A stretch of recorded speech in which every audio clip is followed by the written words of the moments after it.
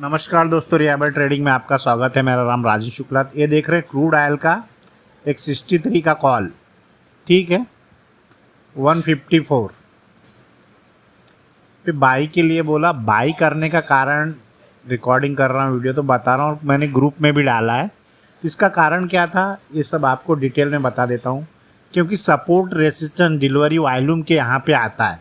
जब delivery volume के ऊपर सपोर्ट रेसिस्टेंस कुछ भी बनता है वहाँ पे और विथ वॉल्यूम तो कंफर्मेशन हो जाता है मोस्ट ऑफ टाइम की प्राइस वहाँ से पलटेगा। जैसे इसका सुबह एक सेल बुक कॉल बोला गया था और ये बाई के लिए जस्ट मैं ग्रुप में डाला 145 पे ही मैं 4 पॉइंट का एसएल था, तो बनाते बनाते 154 पे चला गया। तो मैं बोला कि वहाँ बाई कर लो। कारण आप देखोगे डेली में डिलीवरी वॉल्यूम 24 तारीख को आप जाके फाइंड आउट करोगे तो वहाँ पता चलेगा आपको कि यहाँ पे जो आपको ब्लू लाइन दिख रही, सॉरी, यहाँ पे जो आपको पीली लाइन दिख रही है वो डिलीवरी वॉल्यूम की लाइन है। तो प्राइस का गिरते आया, जब आप देखोगे 5 मिनट में जब गिरते गिरते आया तो रुक गया प्राइस। वहाँ पर रुकने के बाद क्या हुआ कि सडनली अप जा रहा है। तो एरिया हमारे लिए इम्पॉर्टेंट था कि वो डिमांड जोन हो सकता है, या आप बोल सकते हो आप स्मार्ट मनी कंसेप्ट पढ़ते उसके बिहाफ पे आप जज कर सकते हो। तो प्राइस वहाँ से सडनली ऊपर जाना और नीचे आना मतलब ऑर्डर वहाँ पे पेंडिंग पड़े हुए हैं, तो लेके जाएगा तो कहाँ तक जाएगा, जहाँ से गिरना शुरू हुआ था। अभी जस्ट मैंने वीडियो जब अभी रिकॉर्डिंग करता हूँ तो 186 में पे मैंने बुक किया है, मैंने स्टेटस पे डाला है, ठीक है। तो ये एरिया आप देख लो, फाइंड करने के बाद ये पता चलता है।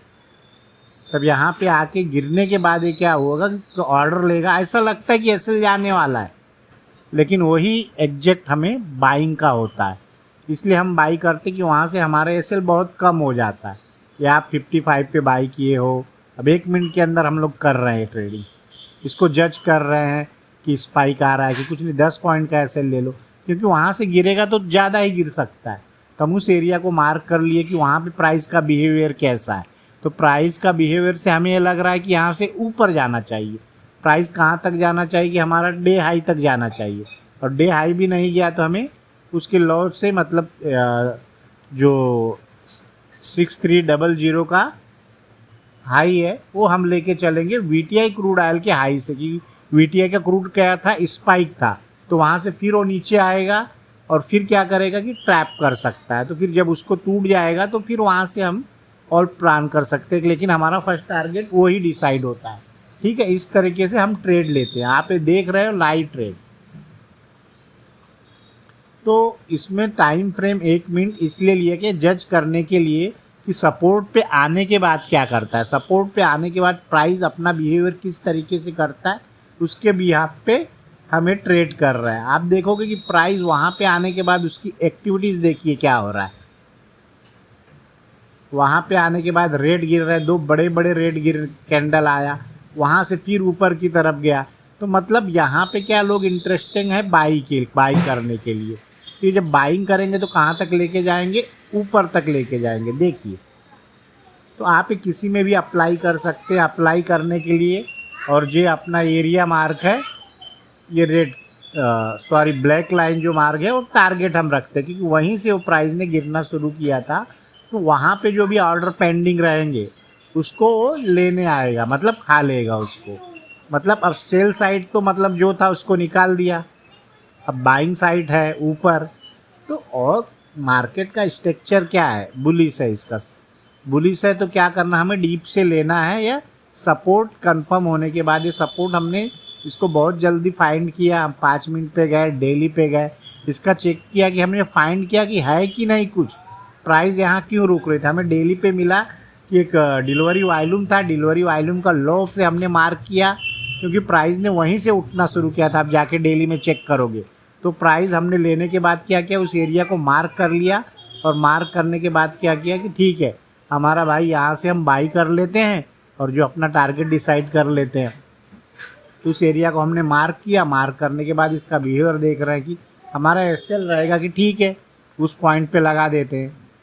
मतलब आप एग्जैक्ट उस पॉइंट पे बाई नहीं कर सकते। मैं 145 पे, क्या कोई 48 पे करेगा, कोई 50 पे, 54 पे, कोई ऊपर भी जाके बाई करेगा, ग्रुप में पोस्ट करने के बाद 60 पे भी लोग बाई करेंगे।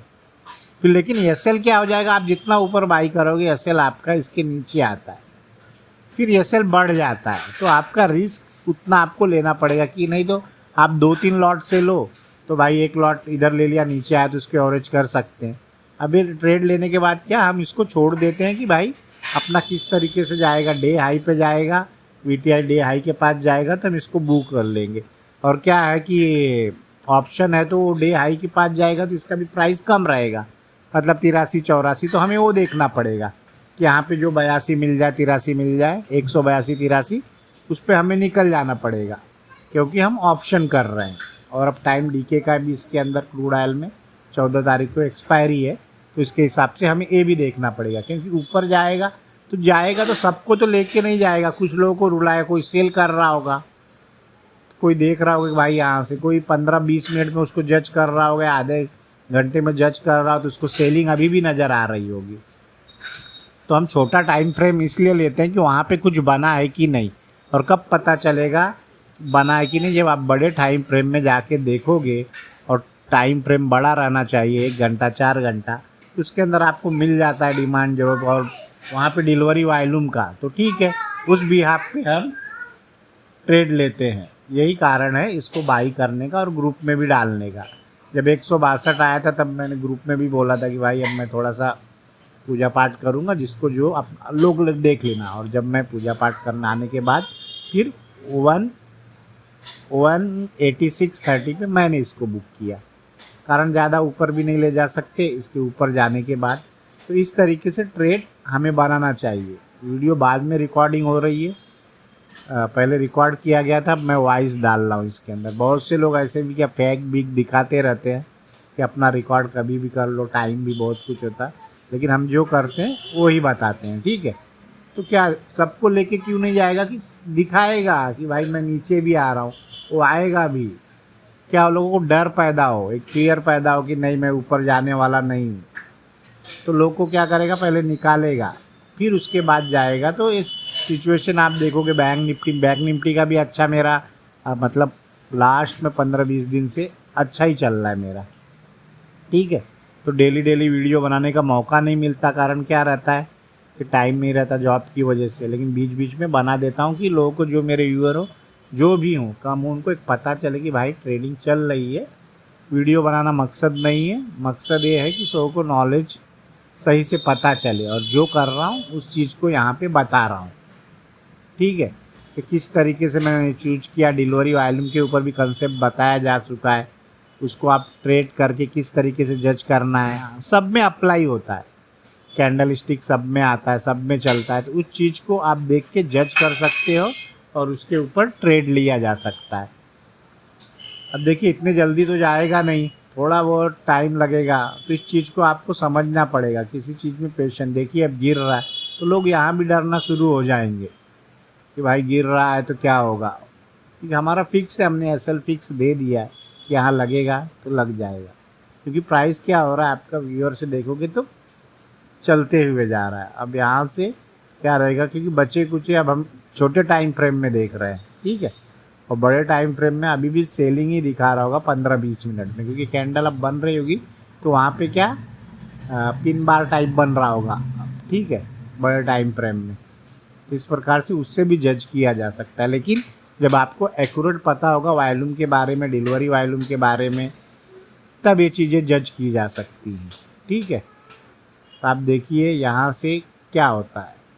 आप छोटे टाइम फ्रेम में 30 सेकंड में भी देखिए, आपका मेन क्या है कि बड़े टाइम फ्रेम में आपको निकालना आना चाहिए, तब आप छोटे टाइम फ्रेम में आप देख सकते हो वॉल्यूम को। नहीं तो फिर वॉल्यूम तो हर जगह आ रहा है, बाइंग सेलिंग तो हर एक कैंडल पे हो रही, जितने बायर है उतने सेलर है, बाइंग सेलिंग तो चलती रहेगी, लेकिन एग्जैक्ट लोकेशन आपको पता होना चाहिए कि उस जगह पे हमें करना है, और वहाँ पे थोड़ा सा रुकेगा, एसएल भी जाता है, पैटर्न देख लो, इसके भी आप पे भी आप जज कर सकते हो क्या कर रहा है, ठीक है। इस तरीके से ट्रेडिंग का हमें कंसेप्ट बनाया है कि भाई बनाया मैंने थोड़ी है, जो हमने सीखा है या मैंने जो सीखा है उसके बिहाफ पे करता हूँ। मैंने बताया कि मैं वीटीआई का ही देखता हूँ चार्ट, मैं अपना इंडियन चार्ट देखता नहीं, तो मेरे बताने के बाद बहुत से लोग VTI का चार्ट देखते, लेकिन वो आपको समझ में आना चाहिए। आप VTI का चार्ट देखो, USD डॉलर NR में कन्वर्ट करके आप रखो। हाँ 20-30 रुपए का फ़र्क हो सकता है इसमें, तो उसके हमें डरना नहीं है, लेकिन हमें सही से पता चल जाए, ठीक है। लेकिन मेरे ख्याल से तो कोई उसमें प्रॉब्लम नहीं आता, सेम ही चलता है, ठीक है। स्ट्राइक प्राइस थोड़ा सा ऑप्शन में चूज़ करना पड़ता है ध्यान से, इसके भी आप पे, कारण इसका अभी का ये जो रेट चालू था प्राइस का इस वॉल्यूम के हिसाब से, तो 63.85 आ रहा था प्राइस, तो उसके भी आप पे हमने इन द मनी 63 का कॉल लिया। अब ऊपर का क्यों नहीं लिया, कारण टाइम डीके का अभी समय, तो थोड़ा सा भी नीचे गिरेगा तो और नीचे आएगा, तो फिर हम इन उसके जो स्पॉट का इसका प्राइस चल रहा था उसके भी आप पे हमने वो ट्रेड लिया, ठीक है। ओके, वीडियो को लाइक करें, धन्यवाद।